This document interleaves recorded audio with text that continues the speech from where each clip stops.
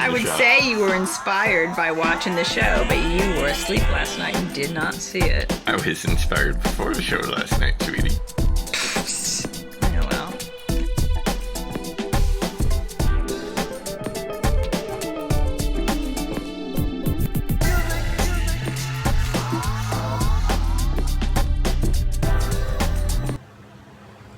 Selfie after watching the Outlander finale.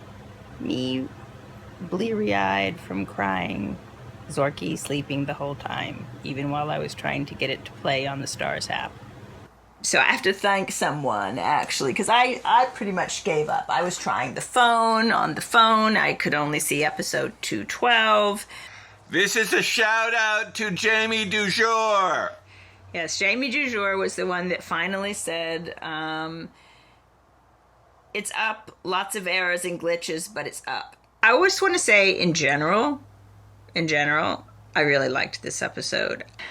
Sweetie, I thought it was excellent how they were prepping for the season 3 great big crossover event of the John Steed and Emma Peel characters becoming season regulars, cast regulars in season 3.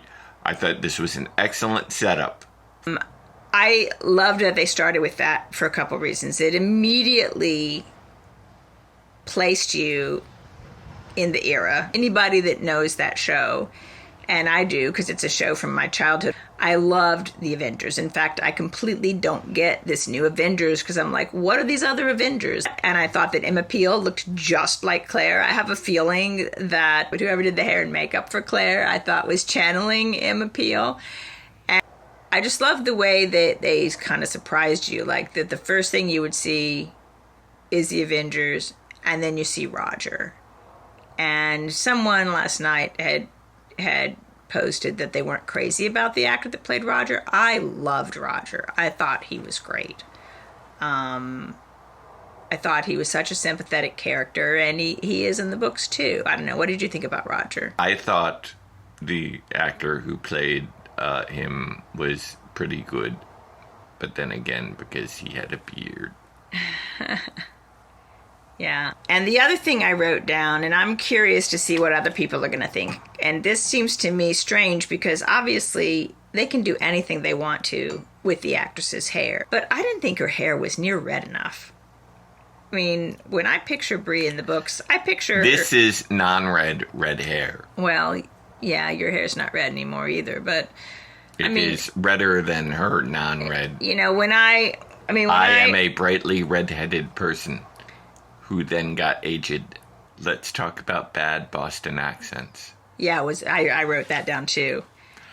Now here I said she was not Boston enough. Here is a good... I think she's Scottish. She's Scottish or British. Here is a good Boston accent. I am going to park the car near Harvard Yard. Right. Yes, right. Yeah, neither one of us even remotely from Boston, but we both lived in Boston. See, my notes are on paper. Your notes are on the iPhone. Product placement. The way they constantly went back and forth in time in the episode, which I gather some people didn't like. I loved it. I felt like it gave it a really good pace. I felt like it was surprising, partly surprising because now that I thought about it, it's not how they did it in the book. First of all, a bunch of the 1960s part was at the beginning. And so I was thinking that the back and forth was a parallel to how something was done in the books, but I had the wrong book. So it would be a spoiler for me to say more. So anything like I was going to say about that whole part of the structure of the episode is something that would be a spoiler to talk about. So, but I liked it. I really liked the way they did that.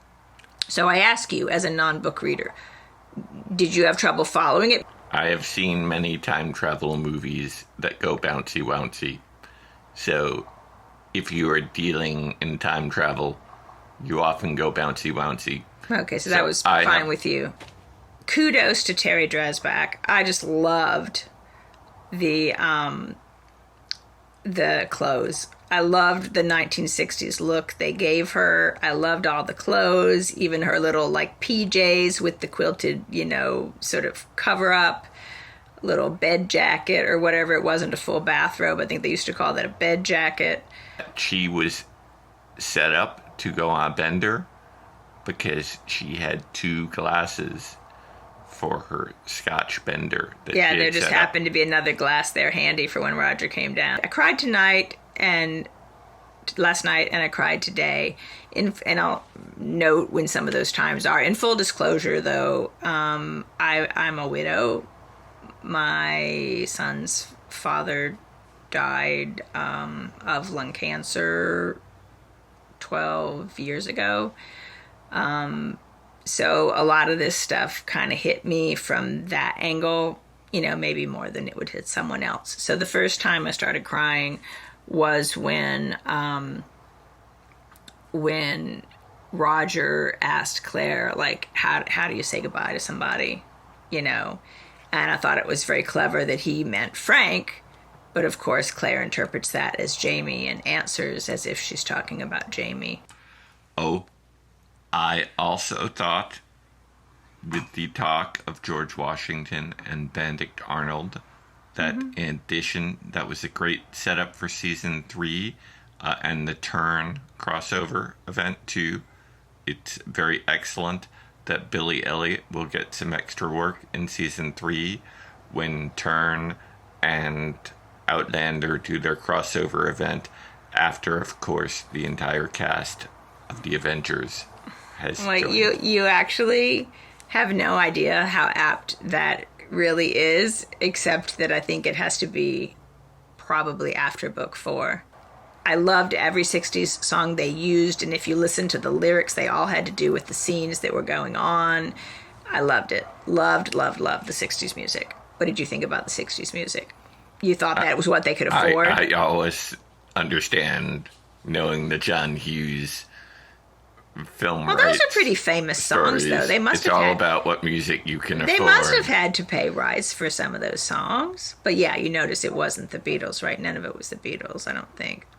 When Claire was at Lollybrock, I loved that whole thing. I loved the way they had the voice montage of her memories and how she thought she saw Jamie out at the gate.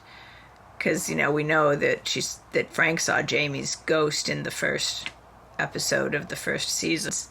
And, it harked back to her looking for him to come through the gate that time he got captured with the watch. In the scene where they went into the college and they saw Galis giving her speech, first of all, I thought that was great music heading into there.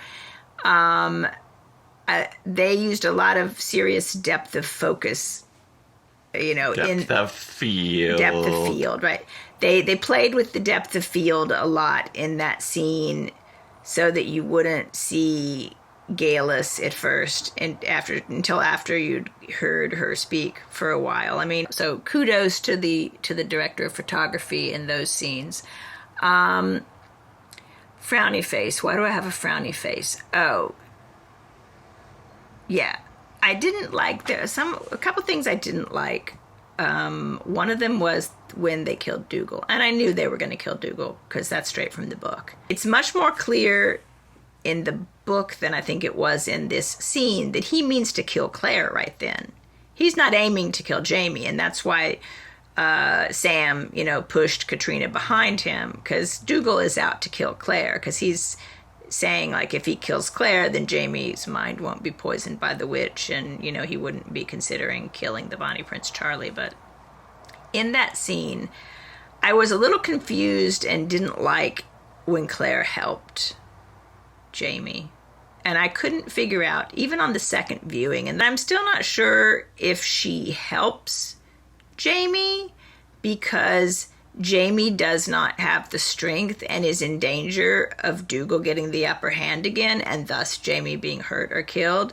If she goes to help him push for that reason, or if Jamie is poised there because he can't bear the thought that he really has to kill Dougal, and Claire goes over and makes the choice for him.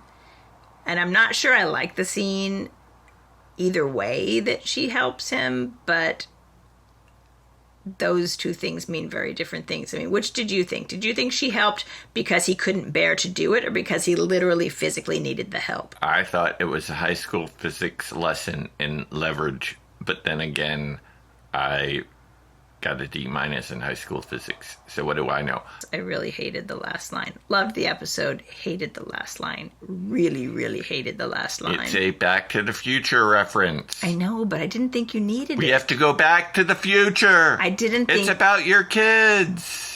I think they wanted to wrap it up neatly, not knowing they were going to have season 3. We have to go back to the future. And so clearly, and this is not a spoiler because they did it themselves, they're pointing towards something that's going to happen in season 3. And maybe they wanted to give you that hint whether or not there was going to be a season 3, so they stuck it in there. But I just thought, with her backing up the hill, with her looking up the hill, the look on her face, because she's such a damn good actress, I did not think she needed to say, I have to go back. I was like, no, you didn't just say that, did you? Did you really just say that? Because you did not need to say that. It's her Christopher Lloyd no, moment. Get out the red pencil. More tears for Murtaugh. I had more tears for Murtaugh. I loved Murtaugh so much, Duncan LaCroix, and I'm so glad that they didn't show, well, that would be a spoiler. They didn't show more. In fact, maybe they haven't decided what they're going to do with Murtaugh. I loved that they got in those lines, which I missed part of it last night, even though I knew it from the book, but I listened more carefully this morning when he was instructing Murtaugh to save the men. And then Murtaugh's like, I'm going to come back and die with you. And, I cried.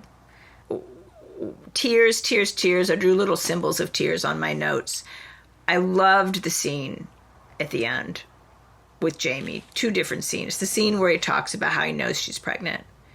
And then the scene where he jumps his bones on the stones. Well, but I just wanted to say about the scene where he's... Sweetie, he jumped her bones on the stones. That's true. The scene, well, if he had tried to jump her bones on that stone, she would have just disappeared out from under him, and that would have been pretty funny, and he would have slammed his junk into the rock. Back to the scene where he says, I know you're pregnant. When he puts his wounded hand up to her stomach, and it's shaking, that was great. I don't know why I loved that little part, but, there his hand is wounded. Dougal stabbed it, he cut it, and he bit it, and it's bleeding. He's got it wrapped up in a rag, and it's shaking when he puts it on Claire's stomach. The last scene at the Stones, it just blew me away. I don't know what other people will think. And it didn't have to do with the sex. I mean, I would have been fine if the sex wasn't there. And the people that have wanted some steamy sex scenes, I don't know if a quickie at the Stones is going to satisfy them. I just loved, I thought Sam was unbelievable, the way he delivered some of those lines. And I think they're straight from the book, and Matt Roberts tends to do that. So I would guess that he wrote that scene, but I could be wrong. When he's talking about how he trusts Frank and what she should tell Frank about him, I just lost it.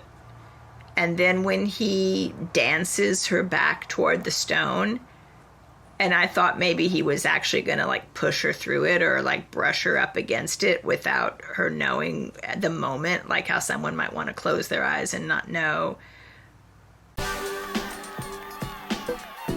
I thought that this is probably the first show that missed the great opportunity they were at to just figure out what happens if you have sex while you are traveling through time. Because normally in time travel movies, they're not having sex in the time machine. I could speculate on that, but it would be a spoiler for future books.